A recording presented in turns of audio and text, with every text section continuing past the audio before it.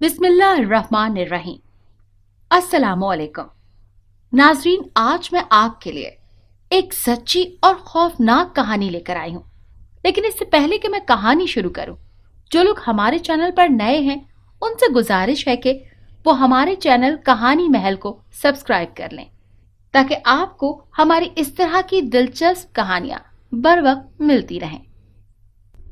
घर को बड़ी खूबसूरती के साथ सजाया गया था। पूरे घर में रंग बिरंगी रोशनियों का जैसे सैलाब आ गया। औरतें, बच्चे, बूढ़े, जवान, घर सब नए कपड़ों में मलबूस इधर उधर भाग दौड़ में मसरूफ थे।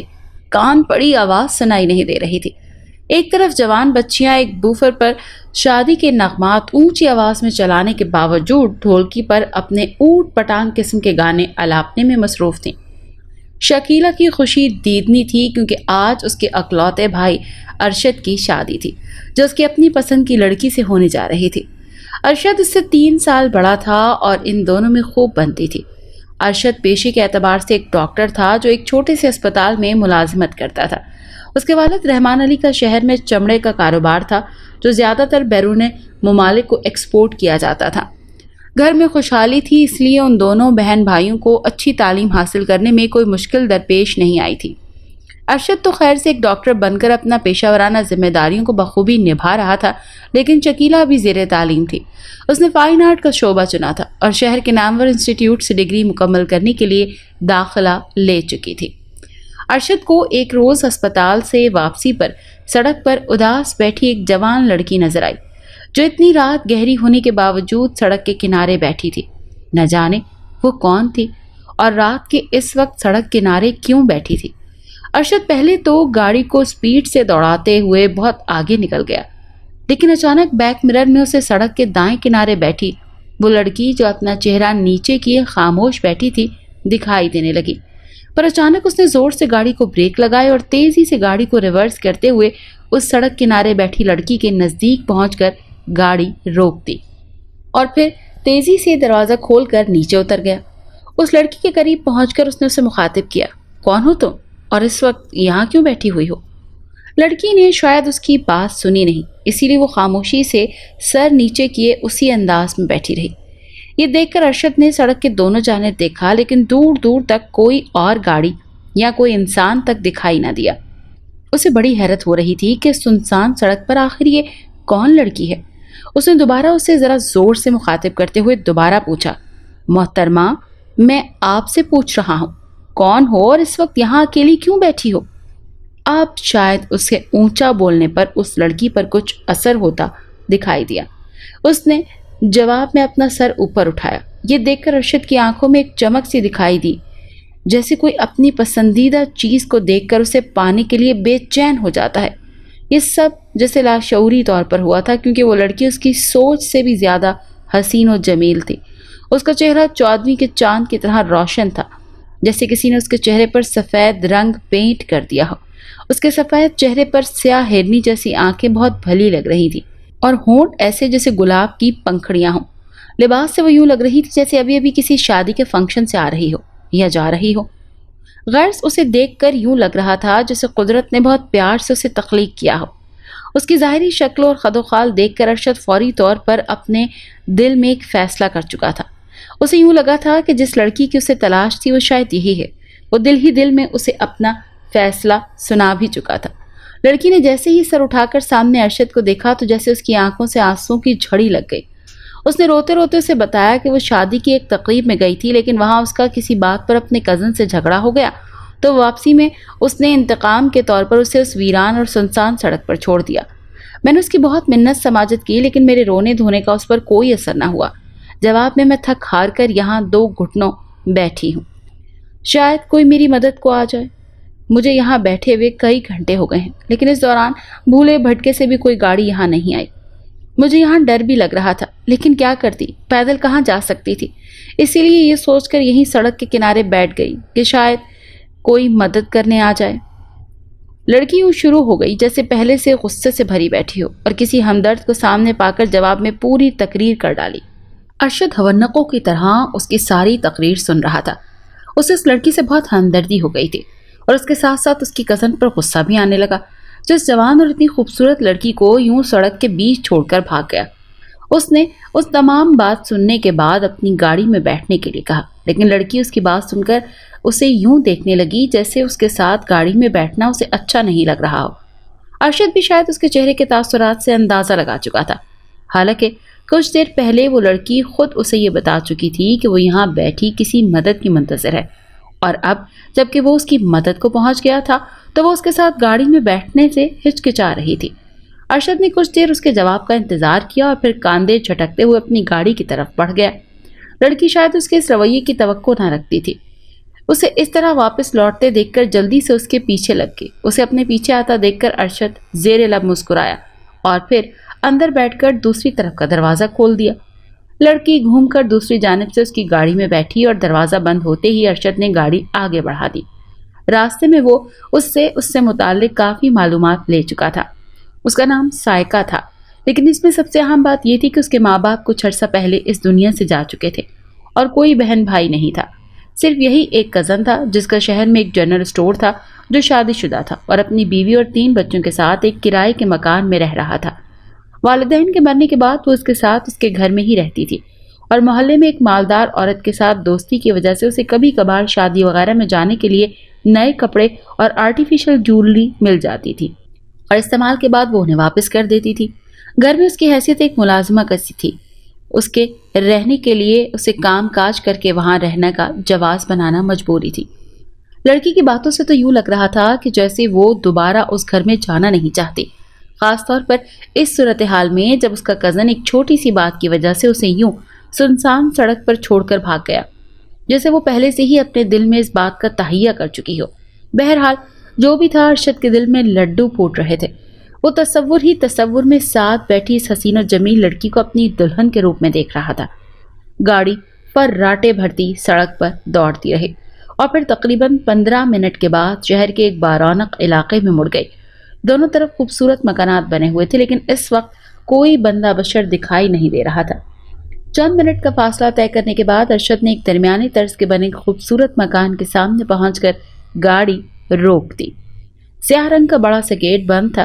اس نے گاڑی سے نیچے اتر کر بیل دی اور دور ایک ہلکی سی گھنٹی بجنے کی آواز سنائی دی، اور پھر تھوڑی دیر انتظار کے بعد کسی نے اندر سے گیٹ کی کنڈی کھولی اور دوسرے ہی لمحے اسے دوسری طرف اپنی بہن کا چہرہ دکھائی دیا۔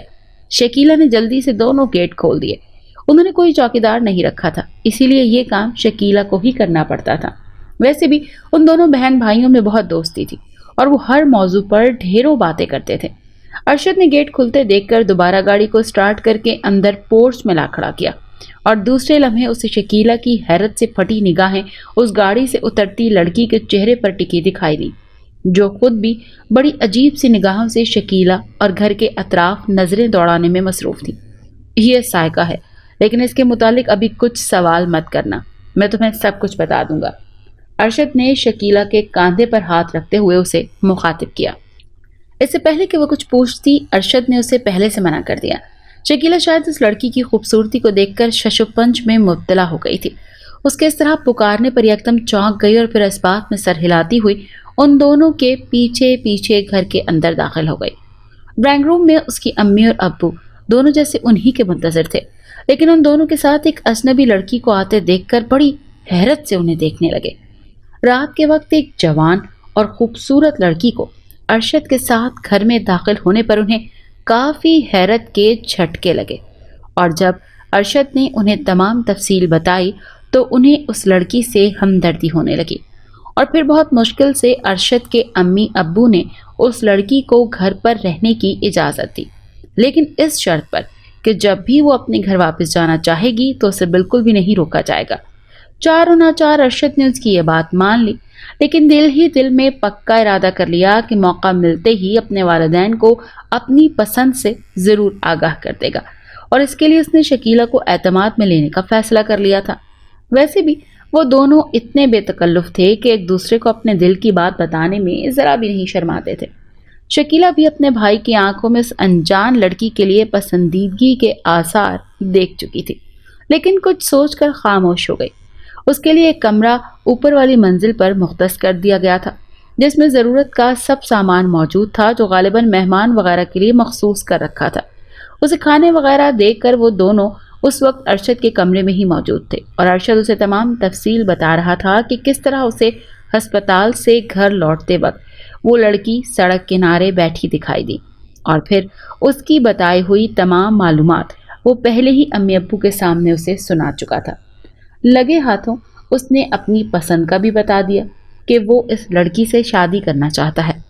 شکیلہ شاید پہلے سے اسے اپنی بھابھی بنانے کے خواب دیکھ چکی تھی اور دل ہی دل میں اس بات پر بھی فخر کر رہی تھی کہ اگر وہ اس کی بھابھی بن جائے گی تو وہ بڑے فخر سے اپنی سہیلیوں کے ساتھ اس کا تعارف کروا سکے گی۔ اس کی معلومات کے مطابق اس کی کسی سہیلی کی کوئی بھابھی اس لڑکی جیسی خوبصورت اور حسین نہیں تھی۔ کچھ دیر تک ادھر ادھر کی باتیں کرنے کے بعد وہ دونوں اپنے اپنے کمرے میں سونے کے غرض سے چلے گئے۔ 4 ماہ ہو گئے تھے۔ یوں لگتا تھا جیسے سائقہ کے کزن اور اس کی فیملی نے اسے پیچھا چھوٹ جانے پر شکرانے کے نوافل ادا کر کے سکون کی سانس لی ہو، اور ان 4 ماہ میں سائقہ نے اپنے رویے سے اور رات دن خدمت کر کے ارشد کے والدین کے دل میں اپنے لیے ایک نرم گوشہ پیدا کر لیا تھا، اور وہ اسے بھی اب شکیلہ کی طرح اپنی بیٹی کی طرح ہی سمجھنے لگے تھے، اور بازار سے واپسی کے وقت اپنے بچوں کے ساتھ ساتھ اس کی ضروریات کا سامان بھی لے آتے۔ غرض ان 4 ماہ میں سائقہ نے ارشد کے والدین کو اپنے لیے سوچنے پر مجبور کر دیا کہ وہ بھی اسے ارشد کی دلہن بنانے کا تہیہ کر چکے تھے۔ اور پھر ایک روز موقع دیکھتے ہی ارشد نے اپنی امی ابو کے سامنے اپنی پسند کا اظہار کر دیا۔ انہوں نے بھی کوئی اعتراض کیے بنا اس کی اور سائقہ کی شادی کی تیاری شروع کر دی۔ شکیلہ کے تو جیسے پاؤں زمین پر نہیں ٹک رہے تھے، وہ سارے گھر میں اڑی اڑی پھر رہی تھی، اور بڑی خوشی خوشی وہ اور ارشد روزانہ شادی کی شاپنگ کے لیے سارا دن شاپنگ مالز گھومتے پھرتے تھے۔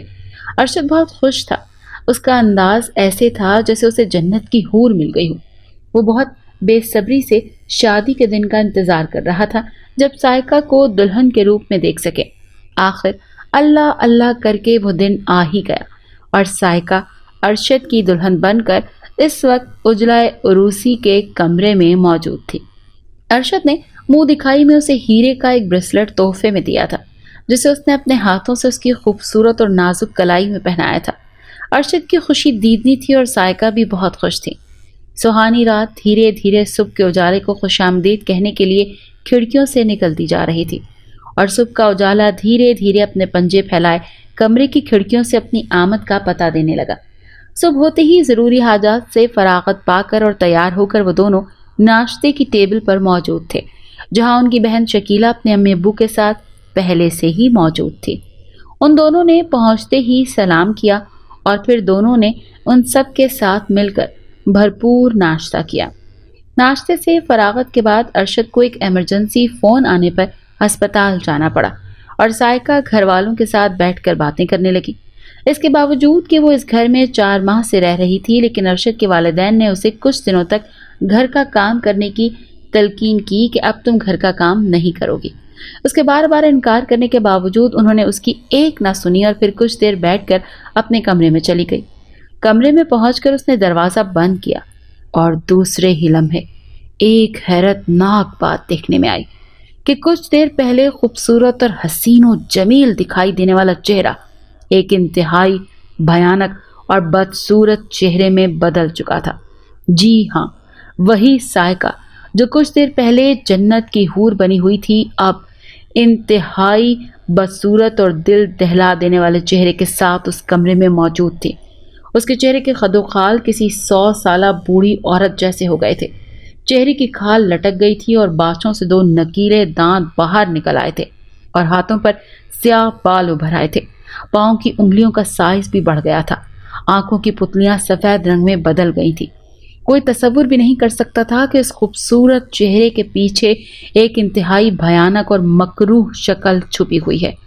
اپنے چہرے کے خد و خال اور جسمانی تغیر کے بدلتے ہی جیسے وہ کسی اور دنیا کی مخلوق لگنے لگی تھی۔ وہ تیزی سے کمرے میں یوں چکراتی پھرتی تھی جیسے کوئی بھوکا شخص انتہائی بھوک میں کچھ بھی کھانے والی چیز کے لیے بھاگ دوڑ کر رہا ہو۔ اس کا بس نہیں چل رہا تھا کہ وہ کمرے میں موجود فرنیچر کو ہی ہڑپ کر جائے۔ وہ تیزی سے کمرے میں موجود ایک اور چھوٹے کمرے میں داخل ہوئی، لیکن وہاں بھی اسے کچھ دکھائی نہ دیا جو وہ کھا سکے۔ اسے ناکامی ہوئی۔ उसकी नजरें बड़ी तेजी से कमरे की दीवारों छतों की जानिब सर्च लाइट की मानंद घूम रही थी, और फिर अचानक जैसे उसकी आंखों में एक चमक दिखाई दी और उसे अपने मतलब की एक चीज दिखाई दे गई।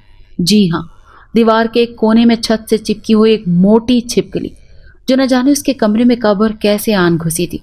उस पर नजर पड़ते ही वो तेजी से एक बड़ी छिपकली की मानंद बड़ी तेजी से दीवार पर चढ़ने लगी, और इससे पहले कि दीवार पर छिपकली अपने बचाव के लिए कुछ करती, सायका ने झपट कर उसे दबोचा और एक ही लुक्मे में अपने हलक में उतार लिया। उफ खुदाया, वो क्या चीज थी! एक ही लुक्मे में उसने उस छिपकली को जिंदा हालत में अपने मैदे में उतार लिया। जिस तरह वो दीवार पर चढ़ी थी उसी तरह वापस उतरकर जमीन पर मौजूद थी।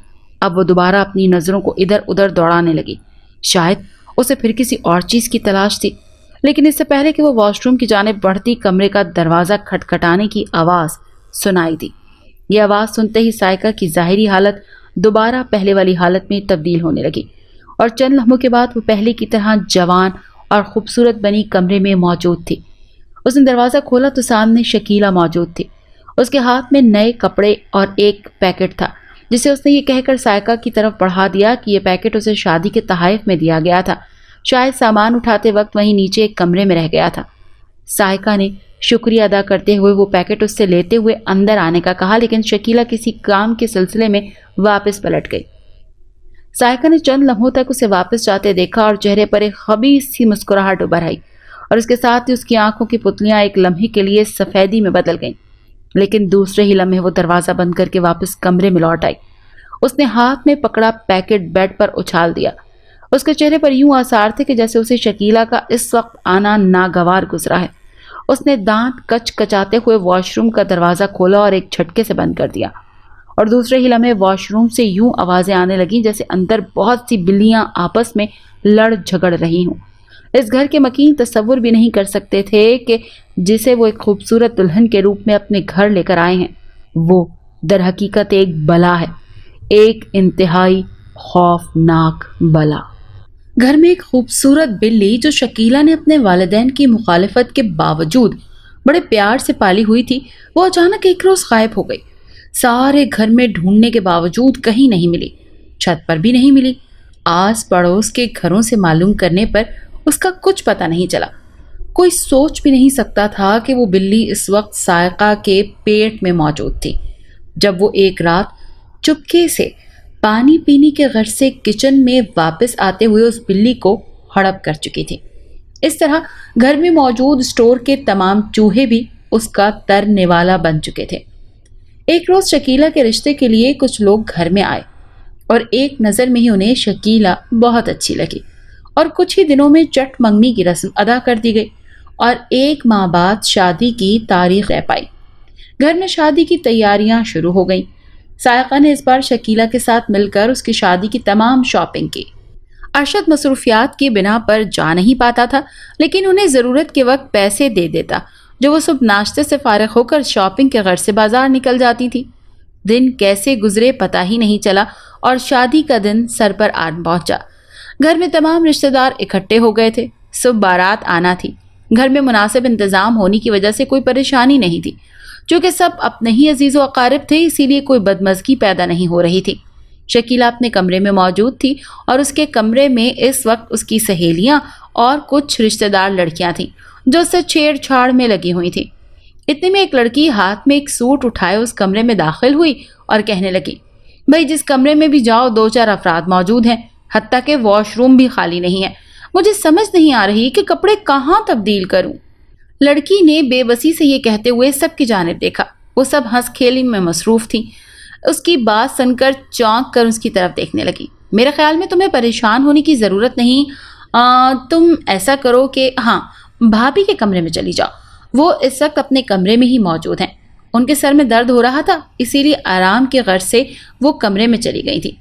शकीला ने उस लड़की की तरफ देखते हुए कहा। वो उसकी दूर की कज़न थी जो खानेवाल से दादी के साथ शादी की रसूमात में शिरकत की गर्ज से लाहौर आई हुई थी। शकीला की बात सुनकर उसने इस बात में सर हिलाया और वापस लौट गई। चूँकि उसे इस घर में आए 3-4 रोज हो गए थे, इसीलिए उसे भाभी सायका का कमरा ढूंढने में कोई ख़ास दिक्कत नहीं हुई। दरवाजे के सामने पहुंचकर हाथ से दरवाज़ा खटखटाने पर دوسری طرف کچھ دیر انتظار کرنے کے بعد کسی کے چٹکنی کھولنے کی آواز آئی اور دروازہ کھلتے ہی دوسری طرف سائقہ کی شکل نظر آئی۔ اس کے چہرے پر یوں لگ رہا تھا جیسے وہ نیند سے اٹھی ہو۔ سامنے کھڑی ایک لڑکی پر نظر پڑتے ہی اس کے چہرے پر ناگواری کے تاثرات ابھرے، لیکن ایسا صرف پل بھر کے لیے ہوا۔ دوسرے ہی لمحے لبوں پر مسکراہٹ لاتے ہوئے اس نے اسے یہاں آنے کا مقصد پوچھا۔ جب اس نے کمرے میں کپڑے بدلنے کے لیے کہا تو سائقہ نے کچھ دیر سوچتے ہوئے ایک طرف ہو کر اسے اندر آنے میں مدد دی اور کہا کہ آ جاؤ، اور ہاتھ کے اشارے سے واش روم کی جانب اشارہ کر دیا۔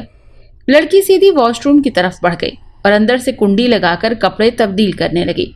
کچھ ہی دیر میں وہ ہاتھ میں اترا ہوا لباس تھامے جیسے ہی کمرے سے نکلی، اس کے منہ سے ایک خوفناک چیخ نکل گئی۔ اس کی حالت دیکھنے والی تھی۔ تھوڑی دیر پہلے جب وہ کمرے میں آئی تھی تو جو حسین چہرہ اس کے سامنے تھا، اب انتہائی بھیانک صورت اس کے سامنے تھی۔ دوسرے ہی لمحے وہ بے ہوش ہو کر نیچے زمین پر گر گئی۔ اس کے منہ سے خوف سے جھاگ نکلنے لگا تھا۔ یوں لگتا تھا جیسے اسے مرگی کا دورہ پڑ گیا ہو۔ گھر زیادہ بڑا نہ ہونے کی وجہ سے چیخ کی بازگشت پورے گھر میں پھیل گئی، اور دوسرے ہی لمحے سائقہ کے کمرے میں بہت سے افراد اکٹھے ہو چکے تھے اور چہمگوئیوں میں مصروف تھے۔ ہر کوئی اپنی اپنی ہانک رہا تھا۔ جب سائقہ سے اس لڑکی کے بے ہوش ہونے کی وجہ پوچھ رہے تھے، لیکن سائقہ نے انہیں بتایا کہ جب وہ لڑکی واش روم سے لباس تبدیل کر کے واپس نکلی تو نہ جانے کیوں ایک چیخ مار کر بے ہوش ہو گئی۔ سب لوگ حیرت سے زمین پر بے ترتیب پڑی اس لڑکی کو دیکھ رہے تھے۔ اس کی دادی کو کسی نے ابھی تک یہ نہیں بتایا تھا، کہیں خواہ وہ پریشان نہ ہو جائیں۔ ویسے بھی وہ شوگر کی اور بلڈ پریشر کی مریضہ تھی، اسی لیے ان سے یہ بات پوشیدہ رکھی گئی۔ سائقہ نے جلدی سے اسپتال ڈاکٹر ارشد کو فون کر دیا، جو 10 سے 15 منٹ کے وقفے سے فوراً گھر پہنچ گیا۔ اس نے گھر پہنچتے ہی اس لڑکی کو فوری ابتدائی طبی امداد دے کر ایمبولینس کو فون کر دیا، جو کچھ ہی دیر میں پہنچ گئی تھی۔ پھر کچھ لوگوں کی مدد سے اسے اٹھا کر ایمبولینس میں ڈال کر اسپتال لے گئے۔ ارشد نے کسی کو بھی اپنے ساتھ لے جانے سے اجتناب کیا تھا۔ گھر میں سب لوگ ایک کمرے میں بیٹھے اسی بات کا تذکرہ کر رہے تھے۔ شکیلہ بھی بہت پریشان تھی۔ اس کی سمجھ میں نہیں آ رہا تھا کہ کچھ دیر پہلے تو وہ ٹھیک ٹھاک اس کمرے میں آن کر اپنے کپڑے بدلنے کے لیے جگہ سے متعلق پوچھنے آئی تھی۔ اس وقت اس کے چہرے اور باتوں سے یہ اندازہ نہیں ہوا تھا کہ اسے کوئی بیماری وغیرہ ہے، لیکن پھر اچانک ایسا کیا ہوا کہ بھابھی کے کمرے میں وہ بے ہوشی کی حالت میں پائی گئی؟ کچھ سمجھ نہیں آ رہا تھا۔ سب اس کی صحتیابی کے لیے دعائیں مانگ رہے تھے۔ ویسے بھی شادی کا موقع تھا، اسی لیے کوئی بھی بدمزگی ان کے لیے پریشانی کا سبب بن سکتی تھی۔ رات کے 2 بج چکے تھے، لیکن ابھی تک اسپتال سے کوئی اطلاع موصول نہ ہوئی تھی۔ سب لوگ ایک کمرے میں جمع تھے کہ اچانک فون کی گھنٹی بجنے سے تمام ماحول گونج اٹھا۔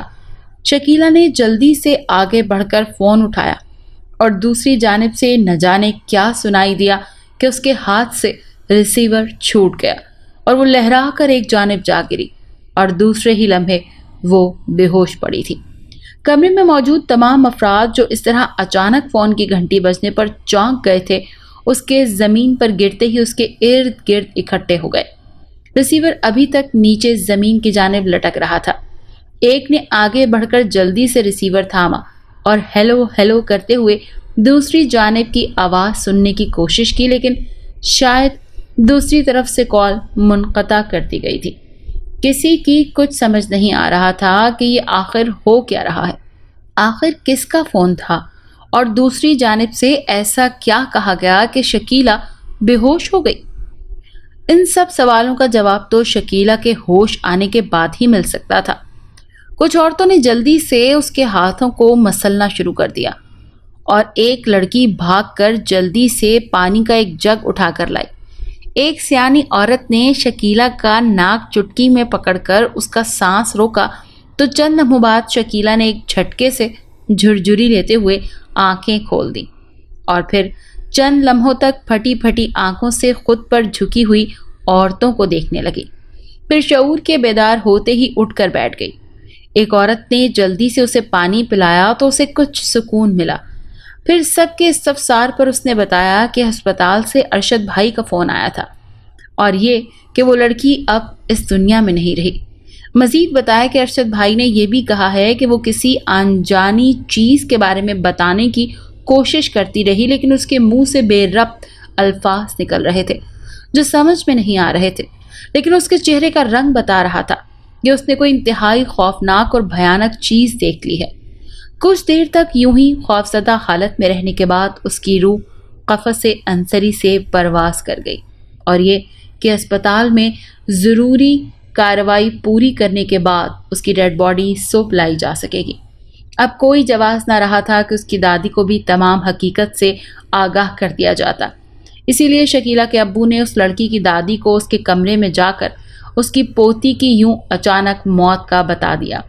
یہ سن کر دادی کی طبیعت خراب ہو گئی، لیکن گھر میں ان کی ادویات موجود ہونے کی وجہ سے بڑی مشکل سے انہیں دوا دے کر بے ہوش ہونے سے بچا لیا گیا، ورنہ جس طرح ان کی حالت بگڑی تھی وہ ان سب کے لیے پریشانی کا باعث بن سکتی تھی۔ شکیلہ کے ابو نے فوری فون پر ارشد سے بات کر کے تمام حالات معلوم کیے اور پھر تمام افراد کو مزید صورتحال سے آگاہ کر کے ان میں سے کچھ افراد کو صبح کے کام سمجھائے، باقی سب کو اپنے اپنے کمروں میں جانے کی تلقین کر کے خود بھی اپنے کمرے کی جانب بڑھ گئے۔ صبح سویرے ہی ارشد ایک ایمبولینس میں لڑکی کی لاش ایک تابوت میں لے آیا تھا۔ گھر میں ایک کوہرام مچ گیا تھا، صرف ایک چہرہ ایسا تھا جس پر ایک عجیب طرح کی شیطانی مسکراہٹ تھی، اور وہ تھی سائقہ۔ وہ دوپٹے میں منہ چھپائے اپنے نوکیلے دانتوں سے کھیل رہی تھی۔ ارشد نے مہمانوں میں سے چند نوجوانوں کو ساتھ لے کر تابوت صحن میں ہی رکھ دیا۔ سب رونے دھونے میں لگے ہوئے تھے۔ ارشد سائقہ کو کچھ بتانے لگا، جسے سن کر اس نے اس بات میں سر ہلایا۔ تمام ضروری رسومات سے فراغت کے بعد اور آپس میں باہمی رضامندی کے بعد لڑکی کو وہیں قبرستان میں دفنا دیا گیا۔ شکیلہ کی شادی بڑی سادگی کے ساتھ کر دی گئی اور پیا گھر سے دھار گئی۔ دن گزرتے رہے اور ایک رات اچانک ارشد کی امی کو یوں محسوس ہوا جیسے کوئی باہر کوریڈور میں پاؤں گھسیٹتے ہوئے چل رہا ہو۔ رات کے تقریباً 1 بجے کا وقت ہوگا جب وہ واش روم جانے کے غرض سے اپنے پلنگ سے اتر کر جانے لگی تو باہر کسی کے چلنے کی آواز سنائی دی۔ رات کے اس وقت کون ہو سکتا ہے جو یوں پاؤں گھسیٹ کر چل رہا ہو؟ سائقہ اور ارشد تو اوپر اپنے کمرے میں تھے اور وہ اپنے شوہر کے ساتھ یہاں موجود۔ تو پھر پہلے تو انہیں ذرا خوف محسوس ہوا کہ کہیں کوئی چور نہ ہو، لیکن ایسا ناممکن تھا کیونکہ باہر کا دروازہ مقفل تھا اور صحن کی بھی اس طرح تعمیر کی گئی تھی کہ کوئی باہر سے کود کر اندر داخل نہیں ہو سکتا تھا۔ تو پھر چور کیسے آ سکتا ہے؟ یہ سوچ کر اسے ہمت ہوئی اور اس نے دروازہ کھول کر باہر دیکھنے کا فیصلہ کیا۔ اس نے آہستہ سے دروازے کی کنڈی کھول کر باہر جھانکنے کی کوشش کی ہی تھی کہ جیسے کسی نے جلدی سے باہر سے دروازے کو دھکا دے کر بند کر دیا ہو۔ دروازہ ایک زوردار آواز سے بند ہو گیا اور اس کے شور سے یکدم ارشد کے ابو کی آنکھ کھل گئی اور دوسرے لمحے اس کی نظریں سامنے کھڑی اپنی بیگم پر پڑیں جو اپنے ہونٹوں پر انگلی رکھ کر خاموش رہنے کا کہہ رہی تھی۔ ان کی سمجھ میں نہیں آ رہا تھا کہ ہوا کیا ہے اور وہ انہیں ایسا رہنے کے لیے کیوں اشارہ کر رہی ہیں۔ وہ بھی بیڈ سے اتر کر ان کے نزدیک آ کر کھڑے ہو گئے اور سرگوشی میں ان سے کچھ پوچھا۔ جواب میں اس نے اپنی تمام بات بتا دی۔ یہ سن کر ارشد کے ابو نے دوبارہ دروازہ کھولنے کی کوشش کی، لیکن یہ دیکھ کر ان کی حیرت کی انتہا نہ رہی کہ دروازہ باہر سے بند کر دیا گیا ہے۔ انہوں نے زور زور سے دروازہ کھولنے کی کوشش کی لیکن کامیاب نہ ہو سکے۔ لیکن اب باہر خاموشی چھا چکی تھی۔ کچھ دیر تک زور آزمائی کے بعد وہ دوبارہ اپنے بیڈ پر آ کر لیٹ گئے، لیکن اس بار نیند ان کی آنکھوں سے کوسوں دور تھی۔ وہ باقی رات یوں ہی آپس میں اس اچانک ہونے والی افتاد پر باتیں کرتے رہے، لیکن کافی دیر تک مغز ماری کرنے کے باوجود انہیں کچھ سمجھ نہیں آ رہا تھا۔ پھر نہ جانے کس وقت نیند کی دیوی نے انہیں اپنے آغوش میں لے لیا اور کمرے میں ان دونوں کے خراٹے گونجنے لگے۔ صبح ناشتے کی میز پر دونوں چور نظروں سے ایک دوسرے کی طرف یوں دیکھ رہے تھے جیسے یہ فیصلہ نہ کر پا رہے ہوں کہ انہیں ارشد اور اپنی بہو کو رات والا واقعہ بتانا چاہیے یا نہیں، کیونکہ وہ یہ بھی نہیں چاہتے تھے کہ وہ دونوں یہ واقعہ سن کر کہیں خوفزدہ نہ ہو جائیں۔ صبح جب انہوں نے دوبارہ دروازہ کھولنا چاہا تو وہ آسانی سے کھل گیا، جیسے کسی نے اسے بند ہی نہ کیا ہو۔ پھر کافی دیر تک سوچنے کے بعد انہیں اس بات کو پوشیدہ رکھنے کی ہی عافیت سمجھی اور خاموشی سے ناشتہ کر کے فارغ ہو گئے۔ ارشد حسب معمول ناشتہ کر کے اسپتال کے لیے نکل گیا اور سائقہ گھر کے کام کاج کرنے میں مصروف ہو گئی۔ ناشتے کی ٹیبل سے اٹھ کر وہ دونوں اپنے کمرے میں چلے گئے اور رات والے واقعے پر آپس میں گفتگو کرنے لگے۔ دن گزرتے رہے اور پھر ایک دن اچانک ارشد کے ابو کی طبیعت ناساز ہونے کی وجہ سے انہیں اسپتال داخل کروانا پڑا۔ ارشد نے انہیں اپنے اسپتال میں آئی سی یو میں ایک بیڈ الاٹ کروا دیا اور ان کا علاج معالجہ شروع کر دیا۔ اس کی امی کو چند روز ان کے ساتھ رہنا پڑا، لیکن گھر کی دیکھ بھال اور کام کاج کے سلسلے میں انہیں گھر جانا پڑا اور ان کے جانے کے بعد ارشد نے ایک میل نرس کی خدمات حاصل کرنی۔ ان کی طبیعت کے مطابق انہیں 1 ہفتہ مزید اسپتال میں رہنا تھا۔ یہ رات کے تقریباً 1 سے 3 بجے کا وقت ہوگا جب ارشد کی امی کو تہجد کے لیے اٹھنا ہوتا تھا۔ معمول کے مطابق ان کی آنکھ خود بخود اس وقت کھل جاتی تھی۔ اس بار آنکھ کھلنے سے انہوں نے بیڈ سے اترنے سے پہلے چند منٹ توقف کیا اور پھر واش روم کی جانب قدم بڑھائے کہ اچانک یوں محسوس ہوا جیسے باورچی خانے میں کوئی برتن کھنکھنا رہا ہو۔ پہلے تو انہوں نے اپنا اسے وہم خیال کیا، لیکن پھر اچانک انہیں کچھ دنوں پہلے والا واقعہ یاد آیا۔ وہ خوفزدہ ہو گئی۔ انہوں نے ڈرتے ڈرتے باہر جانے والا دروازہ کھولنا چاہا تو وہ یوں کھل گیا جیسے پہلے سے اس بات کا منتظر ہو۔ یہ دیکھ کر انہیں ذرا حوصلہ ہوا۔ وہ آیت الکرسی پڑھتے ہوئے دروازہ کھول کر باہر جھانکنے لگی۔ باورچی خانے کو کوریڈور سے ذرا فاصلے پر رکھا گیا تھا، لیکن اس میں پیدا ہونے والی آوازیں باقاعدہ کمرے میں سنی جا سکتی تھیں، اسی لیے شاید انہیں بھی وہ آواز سنائی دے گئی۔ ارشد اور ان کی بہو کا کمرہ بالائی منزل پر تھا، اس لیے انہیں آواز نہیں دی جا سکتی تھی۔ انہوں نے ہمت یکجا کر کے باورچی خانے کی جانب قدم بڑھائے۔ جوں جوں وہ نزدیک جاتی رہیں ویسے ویسے آوازیں صاف سنائی دیتی رہیں۔ یوں لگ رہا تھا جیسے کچر کچر کوئی چیز چبانے کی کوشش کر رہا ہو۔ پہلے تو وہ سمجھی کہ شاید باورچی خانے میں کوئی بلی وغیرہ گھس آئی ہوگی، لیکن پھر دوسرے ہی لمحے انہوں نے اپنا سر جھٹک دیا، کیونکہ رات کو سونے سے پہلے انہوں نے خود باورچی خانے کا دروازہ باہر سے کنڈی لگا کر بند کر دیا تھا۔ ایسے میں کسی بلی کا دروازہ کھول کر اندر گھسنا ناممکن تھا۔ اسی سوچنے کے عمل کے دوران وہ ٹھیک باورچی خانے کے نزدیک پہنچ گئی۔ دروازہ آدھا کھلا ہوا تھا اور اندر سے اب آوازیں بہت واضح سنائی دینے لگی تھیں۔ انہوں نے خود کو دروازے کے پیچھے چھپاتے ہوئے ہلکا سا سر اندر کی جانب کر کے جھانکا اور دوسرے ہی لمحے ان کے منہ سے انتہائی بھیانک چیخ نکل گئی۔ اف خدایا، یہ کیا تھا؟ ایک انتہائی کری شکل عورت جس کے سر کنڈوں جیسے بال تھے اور جو اوپر کی جانب اٹھے ہوئے تھے، اس نے سیاہ لمبا چوغا زیبتن کیا ہوا تھا۔ پاؤں اور ہاتھوں پر سیاہ بال تھے۔ ان کے سامنے ڈیپ فریزر کھلا ہوا تھا اور اس میں رکھا ہوا گوشت جو مہینے بھر کے لیے خریدا جاتا تھا ایک تھال میں رکھا تھا، اور وہ بھیانک صورت عورت بڑی رغبت سے اس کچے گوشت کو کھانے میں مصروف تھی۔ گوشت کھانے سے اس کے منہ سے بڑی عجیب و غریب آوازیں نکل رہی تھی۔ وہ کچا گوشت یوں کھا رہی تھی جیسے وہ اس کا من پسند کھاجا ہو۔ اس عورت کے تصور میں بھی نہیں تھا کہ رات کے اس پہر کوئی اچانک وہاں پہنچ کر اس کی اصلیت کا بھانڈا پھوڑ دے گا، لیکن یہ سب کچھ ہو چکا تھا۔ اس نے جیسے ہی ایک چیخ سنی تو اس نے چونک کر دروازے کی جانب دیکھا اور دوسرے ہی لمحے کھلے دروازے سے ارشد کی امی یوں فرش پر گریں جیسے آٹے کی بوری۔ ارشد کی امی کے نیچے گرتے ہی وہ عورت دانت کچ کچاتی جلدی سے پلٹی اور ایک جھٹکے سے ڈیپ فریزر کا دروازہ بند کر کے تیزی سے باہر نکل گئی۔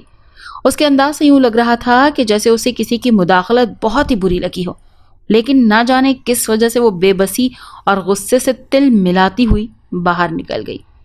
رات ختم ہونے میں ابھی چند گھنٹے باقی تھے۔ نہ جانے کس وقت تک ارشد کی امی زمین پر پڑی رہتی کہ ان کی چیخ کی بازگشت پورے گھر میں گونج اٹھی تھی، اور شاید اسی وجہ سے ارشد بے تحاشا بھاگتا ہوا اپنی امی کے کمرے میں لپکا۔ اچانک راستے میں وہ کوریڈور اور باورچی خانے کے دروازے کے درمیان بے ہوشی کی حالت میں پڑی تھی۔ انہوں نے جلدی سے ان کے منہ پر پانی کے چھینٹے مارے، لیکن اس کے باوجود ان پر پانی کا کچھ اثر نہ ہوا۔ پریشانی کی حالت میں اسے یہ بھی خیال تک نہ آیا کہ اپنے کمرے میں اپنی بیوی کی موجودگی کا ہی خیال کر لے کہ وہ اس وقت کہاں موجود تھی، وہاں پر تھی یا نہیں تھی۔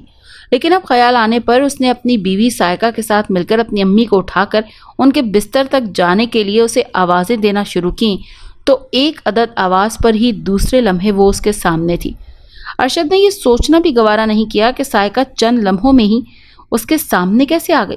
حالانکہ بالائی منزل سے نیچے آنے تک تقریباً 5 منٹ کا وقت تو لازمی درکار تھا، لیکن وہ چونکہ اپنی امی کی بے ہوشی کی وجہ سے پریشان تھا، اسی لیے اس طرف توجہ نہ دے سکا۔ رات کے اس وقت وہ انہیں اسپتال تک لے جانے کے بجائے سائقہ کی مدد سے ان کے بیڈ تک لے جانے میں کامیاب ہو گیا۔ وہ ابھی تک بے ہوش تھی۔ ارشد نے ابتدائی طبی امداد کے تحت گھر میں موجود میڈیسن کے ذریعے انہیں ہوش میں لانے کی بھرپور کوشش کی، لیکن یہ دیکھ کر اسے بہت حیرت ہوئی کہ لاکھ کوششوں کے باوجود ان کی بے ہوشی والی کیفیت دور نہ ہو سکی۔ یہ دیکھ کر اس نے جلدی سے اسپتال فون کر کے ایمبولینس منگوائی۔ وہ امی کی حالت دیکھ کر کافی پریشان ہو گیا تھا، لیکن دوسری طرف کھڑی سائقہ کا چہرہ ایک لمحے کے لیے انتہائی بھیانک ہو گیا تھا، اور وہ اس کی آنکھوں کی پتلیاں یکدم سفید ہو گئیں اور اس کے لبوں پر بڑی خباثت بھری مسکراہٹ پھیل گئی تھی۔ یوں لگتا تھا جیسے سامنے بستر پر بے ہوش پڑی اپنی ساس کی حالت دیکھ کر انجانی خوشی مل رہی ہو، لیکن اس کا یہ روپ ارشد دیکھنے سے قاصر تھا۔ ابھی 20 منٹ ہی گزرے ہوں گے کہ باہر ایمبولینس کا ہارن بجنے کی آواز سنائی دی۔ ارشد پہلے سے ہی بڑی بے چینی سے اس کا انتظار کر رہا تھا۔ آواز سنتے ہی فوری باہر کی جانب لپکا اور بڑا گیٹ کھول کر ایمبولینس سے اترتے ایک شخص کو دیکھ کر اسے جلدی سے اسٹریچر اندر لانے کی ہدایت دی، لیکن اس کے منہ سے الفاظ نکلنے سے پہلے ہی وہ شخص ایمبولینس کے پچھلے دروازے کو کھول کر اسٹریچر نکال چکا تھا۔ پھر ان دونوں نے مل کر امی کو ایمبولینس تک پہنچایا اور چند ہی منٹوں میں اسپتال پہنچ گئے۔ ارشد سارے راستے بہت پریشانی کی حالت میں بار بار اپنی ماں کی جانب دیکھ رہا تھا، جن کی حالت کافی خراب معلوم ہو رہی تھی۔ ارشد کے باہر نکلتے ہی جیسے سائقہ کے من کی مراد پوری ہو گئی اور دوسرے ہی لمحے اس کے خوبصورت چہرے نے ایک بھیانک ڈائن کا روپ دھار لیا اور اس کے ہاتھ اور پاؤں سیاہ بالوں سے چھپ گئے اور اس کی آنکھوں کی پتلیاں دوبارہ سفید ہو گئیں اور ہاتھوں کی انگلیاں انتہائی لمبی اور بدصورت شکل اختیار کر چکی تھی۔ اس نے جلدی سے پورے گھر میں گھومنا شروع کر دیا۔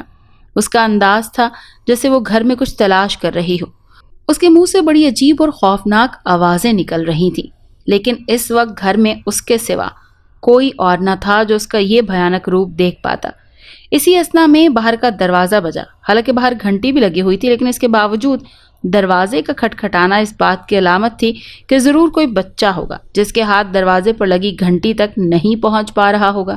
یہ سوچ کر اس ڈائن کے لبوں پر ایک عجیب سی مسکراہٹ ابھری اور دوسرے ہی لمحے اس نے دروازے کی اوٹ میں کھڑے ہو کر باہر دیکھا۔ دوسری طرف کوئی بچہ ہی تھا جس کے ہاتھ میں ایک پلیٹ تھی جس پر سفید رومال ڈھکا ہوا تھا۔ غالباً وہ اس گھر میں کوئی چیز دینے آیا تھا۔ دروازہ کھلتے دیکھ کر وہ جلدی سے اندر کی جانب بڑھا اور دوسرے ہی لمحے دروازہ تیزی سے بند ہوا اور دوسری طرف کھڑی اس ڈائن نے جلدی سے بچے کو گلے سے پکڑا اور اوپر اٹھا لیا۔ وہ 6-7 سال کا بچہ تھا جو اچانک اس افتاد پر گھبرا گیا اور پلیٹ اس کے ہاتھ سے چھوٹ کر نیچے گر گئی۔ اس میں موجود چاول زمین پر بکھر گئے۔ ایک مضبوط پنجے میں اس معصوم کی گردن بھلا کیا حیثیت رکھتی تھی۔ چند ہی لمحوں میں وہ ایک مردہ کیچوے کی مانند اس بھیانک ہاتھوں میں جھول رہا تھا۔ بچے کے مردہ جسم کو ہاتھوں میں لٹکائے وہ سیدھی باورچی خانے کی جانب بڑھی اور اس کے فرش پر اسے آٹے کی بوری کی مانند پھینک دیا۔ دوسرے لمحے دائیں جانب پڑی ایک چھری اٹھائی اور پھر وہاں ایک بھیانک کھیل دیکھنے میں آیا۔ جیسے ایک اچھا خاصا دل گردے والا انسان بھی جاگتی آنکھوں سے دیکھ لیتا تو شاید گھبرا کر ضرور بے ہوش ہو جاتا۔ اس ڈائن نے اس چھری کی مدد سے اس بچے کے جسم کے چھوٹے چھوٹے ٹکڑے کر ڈالے اور ہڈیوں کا ڈھیر ایک جانب رکھ کر اس کا گوشت بڑی رغبت سے کھانے لگی۔ اس کی باچھوں سے گرنے والا خون اور اس کا حلیہ انتہائی دل دہلا دینے والا تھا۔ گوشت کے تمام پارچے چند ہی منٹوں میں یوں اس کے پیٹ میں چلے گئے جیسے ان کا کوئی وجود ہی نہ ہو۔ بعد میں ہڈیوں کو ایک چاپر میں ڈال کر اسے صحن میں رکھے کوڑے دان میں ڈال دیا۔ اس کارروائی سے فراغت پاتے ہی اس نے ایک انگڑائی لی اور پھر اس کا حلیہ دوبارہ سائقہ کے جسم میں ڈھلنے لگا۔ اپنے پہلے والے حلیے میں آتے ہی اس نے جلدی سے باورچی خانے کا فرش دھویا اور خون کی بو ختم کرنے کے لیے فرش کو سرف کے ساتھ اچھی طرح صاف کیا۔ وہاں کا منظر دیکھ کر اب کوئی مر کر بھی یقین نہیں کر سکتا تھا کہ تھوڑی دیر پہلے یہاں بہت ہی بھیانک خونی کھیل کھیلا جا چکا ہے۔ اس کام سے فارغ ہونے کے بعد وہ وہاں کی کنڈی لگا کر اپنے کمرے کی جانب بڑھی۔ شام کے 7 بج چکے تھے جب ارشد واپس گھر پہنچا، لیکن اس کے ساتھ اس کی امی نہیں تھی۔ زمین پر گرنے کی وجہ سے شاید انہیں دماغ پر اندرونی چوٹ لگی تھی، جس کی وجہ سے انہیں ہوش تو آ گیا تھا لیکن ان کی جیسے یادداشت چلی گئی تھی۔ وہ ارشد کو بھی بہت مشکل سے پہچان رہی تھی۔ ارشد بہت پریشان تھا۔ اپنے سینئر سے مشورہ کرنے کے بعد اسے امی کو تقریباً 1 ہفتے کے لیے ICU میں ہی رکھنا تھا۔ ساتھ ہی ڈاکٹر کے مطابق شاید 1 ہفتے کے بعد ان کی طبیعت میں تھوڑی تبدیلی آ جائے اور وہ پہلے والی حالت میں آ جائیں۔ یہ سوچ کر ارشد نے گھر کا رخ کیا تھا کہ گھر سے ضروری سامان لے آئے گا اور سائقہ کو بھی بتا دے گا۔ گھر کے سامنے پہنچتے ہی ارشد نے گھنٹی بجائی تو دروازہ کھلتے ہی وہ اندر داخل ہوا۔ سائقہ اس کے پیچھے پیچھے چلتی ہوئی اپنے کمرے تک آئی اور پھر اس کے لیے چائے بنانے کا کہہ کر باورچی خانے کی جانب بڑھنے لگی۔ ارشد نے منع کر دیا کہ وہ چائے ابھی ہسپتال سے پی کر ہی آ رہا ہے۔ پھر اسے امی کی حالت کے بارے میں بتا کر کچھ سامان پیک کرنے کا کہا۔ وہ بہت تھک گیا تھا، اس لیے کچھ دیر بیڈ پر لیٹ کر آنکھیں بند کر لیں۔ سائقہ کچھ دیر تک اسے یوں ہی لیٹا دیکھتی رہی، پھر کچھ سوچ کر کپڑوں کی الماری کی جانب بڑھی اور چند سوٹ نکال کر ایک جانب رکھنے لگی، پھر کچھ اور سامان لا کر وہیں رکھ دیا۔ تقریباً 1 گھنٹہ آرام کرنے کے بعد ارشد نے آنکھیں کھولیں اور پھر سائقہ کو بتایا کہ وہ صبح ہسپتال جائے گا، کیونکہ اس وقت وہ امی کے پاس ایک میل نرس کو چھوڑ آیا ہے جو اس کی غیر موجودگی میں امی کا خیال رکھے گا۔ وہ میل نرس اس کے اسپتال میں ہی تھا، اسی لیے بھروسے کا آدمی ہے۔ ارشد کی یہ بات سن کر سائقہ نے تمام سامان اٹھا کر ایک جانب رکھ دیا اور اس کے لیے چائے بنانے کا کہہ کر باہر نکل گئی۔ ارشد فضا میں نظریں جمائے نہ جانے کیا سوچ رہا تھا۔ اسے یوں محسوس ہو رہا تھا جیسے کہیں نہ کہیں کوئی گڑبڑ ہے، لیکن کیا گڑبڑ ہے اس بات کی اسے سمجھ نہیں آ رہی تھی۔ پھر کچھ سوچ کر اس نے سر جھٹکا اور نہانے کی غرض سے واش روم چلا گیا۔ نہا دھو کر کپڑے بدل کر اس نے سائقہ کے ساتھ بیٹھ کر چائے پی اور پھر ادھر ادھر کی باتیں کرنے لگا۔ ساتھ ہی انہوں نے امی کی طبیعت کے لیے دعا مانگی کہ وہ جلد از جلد صحت یاب ہو کر دوبارہ گھر آ جائیں۔ پھر ایک ضروری کام بتایا کہ ارشد گھر سے نکل گیا اور سائقہ رات کے کھانے کی تیاری کے لیے باورچی خانے کی جانب بڑھی۔ یہ رات کے تقریباً 1:30 بجے کا وقت ہوگا۔ ارشد کو شدت سے پیاس محسوس ہونے لگی۔ جیسے ہی اس نے پانی کے لیے آنکھیں کھولیں، دوسرے لمحے ایک دل خراش چیخ مارتے ہوئے بیٹھنے کی کوشش کی، کیونکہ جیسے ہی اس نے آنکھیں کھولیں اس نے دیکھا کہ سائقہ اس کی طرف چہرہ کیے بڑے بھیانک انداز میں دیکھ رہی تھی۔ اس چہرے کا رنگ ایسا ہو گیا جیسے کسی نے اس کے چہرے سے سارا خون نچوڑ لیا ہو، اور ہونٹ اس قدر سرخ ہو گئے لگتا تھا جیسے ابھی ابھی اس نے تازہ خون پیا ہو۔ اس کی آنکھیں یوں پھٹ کر پھیل گئی تھی جیسے کسی نے دونوں ہاتھوں کی مدد سے انہیں مخالف سمتوں میں کھینچ دیا ہو۔ اپنی بیوی کا اتنا بھیانک روپ دیکھ کر ارشد کے منہ سے خوف سے چیخ نکل گئی۔ اس سے پہلے کہ وہ اٹھ کر بیڈ سے بھاگتا، اسی دوران اسے اٹھتا دیکھ کر سائقہ نے جلدی سے ہاتھ بڑھا کر اس کی گردن دبوچ لی۔ ارشد کو یوں محسوس ہوا جیسے کسی نے آہنی شکنجے میں اس کی گردن کس دی ہے۔ اس نے اپنے دونوں ہاتھوں کی مدد سے اپنی گردن اس ڈائن کے شکنجے سے چھڑانے کی کوشش کی، لیکن اس میں ناکام رہا۔ اس ڈائن کے منہ سے بڑی بھیانک آوازیں نکل رہی تھیں اور اس کا چہرہ مزید خوفناک ہو گیا تھا اور ہونٹوں کے کناروں سے 2 نوکیلے دانت نمودار ہو گئے تھے۔ دوسرے ہی لمحے اس نے ارشد کی گردن میں اپنے دانت گاڑ دیے۔ ارشد درد سے تل ملا اٹھا اور پانی سے نکلی مچھلی کی مانند تڑپنے لگا۔ اس ڈائن نے اپنے دونوں دانت جو ارشد کی گردن میں پیوست کیے ہوئے تھے اس سے بڑے مزے سے اس کا خون چوس رہی تھی۔ جیسے جیسے خون اس کے پیٹ میں جا رہا تھا ویسے ویسے اس کے چہرے کا رنگ بھی سرخی مائل ہوتا جا رہا تھا۔ تازہ لہو پینے سے اس کے بدن اور چہرے پر توانائی کے واضح آثار دکھائی دے رہے تھے۔ ارشد اب بے ہوش ہو چکا تھا۔ اچھی طرح خون پینے کے بعد اس نے ارشد کا مردہ جسم ایک جانب پھینکا اور ایک مکروہ ڈکار لیتی ہوئی بیڈ سے اٹھ گئی۔ خون پینے سے اس کی آنکھوں میں ایک خمار سا اتر آیا تھا۔ اس نے ایک نظر زمین پر پڑے ارشد کے جسم پر ڈالی اور دروازہ کھول کر باہر کوریڈور میں نکل آئی۔ اس کے چلنے کا انداز یوں تھا جیسے اس نے کوئی نشہ آور چیز کھا لی ہو۔ اس بار اس نے اپنا روپ بدلنے کی بھی کوشش نہیں کی اور سیدھی صحن میں پہنچ کر باہر جانے والے مین گیٹ کی جانب رخ کر لیا۔ گھر میں اس وقت چونکہ وہ دونوں ہی موجود تھے اور امی اس وقت ہسپتال میں تھی، باہر کا مین گیٹ کھول کر وہ لڑکھڑاتی باہر سڑک پر نکل آئی اور اپنی دھن میں سڑک کے درمیان چلنے لگی۔ رات کا وقت، بھیانک سناٹا، اور ایسے میں ایک عفریت کا یوں سڑک کے درمیان چلنا ایک ڈراؤنا منظر پیش کر رہا تھا۔ اس وقت اگر کوئی یہ منظر دیکھ لیتا تو شاید ڈر کے مارے واپس بھاگ جاتا، لیکن رات کے اس وقت دور دور تک کوئی گاڑی یا انسان نظر نہیں آ رہا تھا۔ وہ ڈائن اپنی دھن میں آگے بڑھتی چلی جا رہی تھی کہ اچانک ایک شہزور ٹرک کہیں سے نمودار ہوا اور آنن فانن فراٹے بھرتا سامنے کھڑی لڑکھڑاتی لہراتی ڈائن پر چڑھ دوڑا۔ یوں لگتا تھا جیسے اللہ تعالیٰ نے اس بے گناہ اور معصوم بچے اور ارشد کی اندرناک اموات کا بدلہ اس عفریت سے دنیا میں ہی لے لیا تھا۔ کسی نے سچ ہی کہا ہے کہ بے گناہ کا خون کبھی رائے گاہ نہیں جاتا اور اللہ کی پکڑ بہت سخت ہوتی ہے۔ اگر آپ کو یہ کہانی اچھی لگی ہے تو اسے لائک کیجیے اور ہمارے چینل کہانی محل کو سبسکرائب کیجیے۔ اور ہاں، اگر آپ کے کسی دوست، رشتہ دار یا بہن کے ساتھ خدا نخواستہ اس طرح کا کوئی بھی واقعہ پیش آیا ہے تو ہمیں کامنٹ سیکشن میں اس کے بارے میں ضرور بتائیے۔